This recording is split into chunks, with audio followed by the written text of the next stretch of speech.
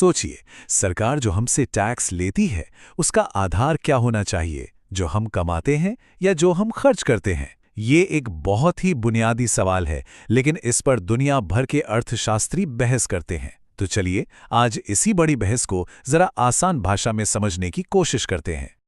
जरा सोचिए, अगर सैलरी पर कोई टैक्स ही ना लगे, मतलब जो भी कमाया वो सीधा जेब में, टैक्स सिर्फ तब देना पड़े जब कुछ खरीदा जाए। सुनने में तो ये काफी अच्छा लगता है ना? पर क्या ये सिस्टम सच में इतना सीधा साधा है? चलिए इसी सवाल की गहराई में उतरते हैं। तो ये जो खर्च पर टैक्स यानी कंजम्पशन टैक्स है, ये आखिर काम कैसे करता है और हमारे मौजूदा इनकम टैक्स से ये अलग कैसे है? चलिए सबसे पहले यही समझते हैं। मतलब बिल्कुल साफ है, अगर कोई ज्यादा बचत करता है तो उसे कम टैक्स देना पड़ता है।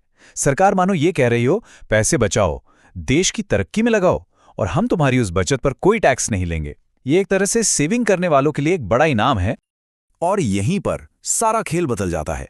देखिए, मौजूदा इनकम टैक्स सिस्टम में बचत पर भी टैक्स लग सकता है, जो कहीं ना कहीं लोगों को सेविंग करने से रोकता है। लेकिन कंजम्पशन टैक्स का फलसफा बिल्कुल उल्टा है। वो कहता है जितना बचाओगे उतना फायदा होगा। और जब लोग ज्यादा बचत करते हैं तो वो पैसा घूम फिरकर इकोनॉमी में ही तो आता है, बैंकों के जरिए, निवेश के जरिए, और इससे देश की ग्रोथ को रफ्तार मिलती है। और हाँ, ये कोई किताबी ख्याल नहीं है। आपको जानकर हैरानी होगी कि दुनिया के 170 से ज्यादा देश, जी हाँ, 170 से ज्यादा देश इसे किसी ना किसी रूप में इस्तेमाल कर रहे हैं। इसका सबसे पॉपुलर वर्जन है वैट, यानी वैल्यू एडेड टैक्स। नाम तो सुना ही होगा। चलिए अब देखते हैं कि ये काम कैसे करता है। देखिए कितना स्मार्ट तरीका है। मतलब एक ब्रेड के बनने से लेकर ग्राहक तक पहुंचने तक हर स्टेज पर थोड़ा थोड़ा टैक्स लगता है। सप्लायर, बेकरी, दुकानदार सब अपने हिस्से की वैल्यू पर टैक्स देते हैं, और आखिर में जो फाइनल टैक्स होता है वो ग्राहक चुकाता है। इसका सबसे बड़ा फायदा यह है कि टैक्स पर टैक्स लगने की जो पुरानी दिक्कत थी वो खत्म हो जाती है। सिस्टम बहुत साफ सुथरा हो जाता है। थ्योरी में तो ये सब बहुत अच्छा लगता है, लेकिन असल दुनिया में क्या होता है, इसके लिए हमें दूर जाने की जरूरत नहीं है। दुनिया का सबसे बड़ा और सबसे ताजा उदाहरण है अपना देश भारत। चलिए देखते हैं कि भारत का ये विशाल टैक्स एक्सपेरिमेंट कैसा रहा। याद है 2017, भारत ने एक बहुत बहुत बड़ा कदम उठाया।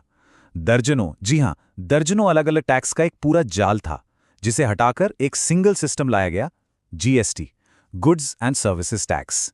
नारा दिया गया, एक देश एक टैक्स। ये भारतीय इकोनॉमी को एक धागे में पिरोने की एक ऐतिहासिक कोशिश थी। जरा एक नजर इस लिस्ट पर डालिए। Central excise, service tax, VAT, octroi, list बहुत लंबी है। जीएसटी ने इन सबको हटाकर एक छत के नीचे ला दिया। ये टैक्स सिस्टम का एक तरह का महाविलय था, और मकसद था कारोबार करना आसान बनाना। लेकिन भारत ने एक टैक्स एक रेट वाला सीधा रास्ता नहीं अपनाया। यहां एक अलग ही मॉडल चुना गया। जरूरी चीजों जैसे अनाज वगैरह पर 0 या बहुत कम टैक्स, और लग्जरी आइटम्स जैसे महंगी गाड़ियों पर सबसे ज्यादा 28% टैक्स। इसके पीछे सोच ये थी कि समाज के हर तबके पर टैक्स का बोझ एक जैसा ना पड़े। अब सवाल उठता है कि कोई भी देश इतना बड़ा बदलाव, इतनी बड़ी उठापटक क्यों करेगा? जाहिर है इसके पीछे कुछ बहुत बड़े फायदों की उम्मीद होगी, और इसके समर्थकों का यही मानना है कि यह सिस्टम किसी भी इकोनॉमी को एक नई उड़ान दे सकता है। देखिए, अगर लोग ज्यादा सेविंग करते हैं तो वो पैसा कहाँ जाता है? वो पैसा जाता है बैंकों में, शेयर बाजार में। इसी पैसे से इंडस्ट्री को लोन मिलता है, नई फैक्ट्रियां लगती हैं, नई टेक्नोलॉजी आती है और नई नौकरियां बनती हैं। ये एक ऐसा पॉजिटिव साइकिल शुरू करता है जो पूरी इकोनॉमी को रफ्तार दे सकता है। और देखिए, इंडस्ट्री के बड़े नाम भी कुछ ऐसी ही बात करते हैं। जैसे मैरिको लिमिटेड के एमडी और सीईओ सौगात गुप्ता का मानना है कि इससे डिमांड बढ़ सकती है। बात सीधी है, अगर टैक्स कम होगा तो चीज़ें सस्ती होंगी, और जब चीज़ें सस्ती होती हैं तो लोग ज़्यादा खरीदारी करते हैं। इससे बाजार में पैसा घूमता है और ग्रोथ का एक पहिया चल पड़ता है। लेकिन कहानी में एक ट्विस्ट है। जैसा कहते हैं ना, हर सिक्के के दो पहलू होते हैं। इस टैक्स सिस्टम की एक बहुत बड़ी आलोचना भी है, जिसे समझना बेहद जरूरी है। और वो सवाल ये है कि इसकी असली कीमत चुकाता कौन है? इसकी सबसे बड़ी आलोचना एक शब्द के इर्द गिर्द घूमती है, रिग्रेसिव। रिग्रेसिव टैक्स का मतलब है ऐसा टैक्स जो अमीरों के मुकाबले गरीबों पर ज्यादा बोझ डालता है। अब सवाल यह है कि जो टैक्स सिर्फ खर्च पर लगता है वो ऐसा कैसे कर सकता है? चलिए इसी को समझते हैं। यहाँ पर तस्वीर साफ होने लगती है। ये आंकड़े दिखाते हैं कि जो कम आय वाले परिवार होते हैं वो अपनी कमाई का लगभग पूरा हिस्सा और कभी-कभी तो कमाई से भी ज्यादा सिर्फ जरूरी चीजों पर खर्च कर देते हैं। मतलब उनके पास बचत के नाम पर कुछ बचता ही नहीं है। तो आप जरा गणित समझिए। अगर टैक्स सिर्फ खर्च पर है और एक गरीब इंसान अपनी पूरी 100% कमाई खर्च कर रहा है तो उसकी पूरी कमाई पर टैक्स लग गया, है ना?